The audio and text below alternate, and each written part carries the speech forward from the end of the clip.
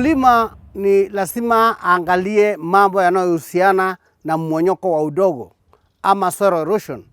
Hapo ni kwamba kama kwanza uko na shamba yako ambayo iko milimani, ni vizuri ufikirie vile utazuia maji yasiwe yanashuka kwa shamba yako kwa kasi.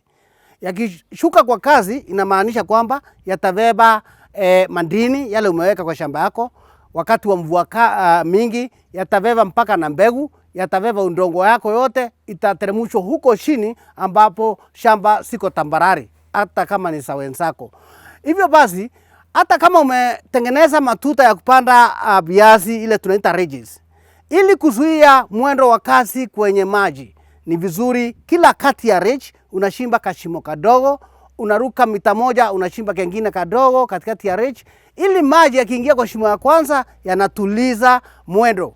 Yanaporuka ya pili yanatuliza zaidi, yanaenda yakituliza, hayatapata kazi ama momentum ya kushuka na shamba yote kwa jumla.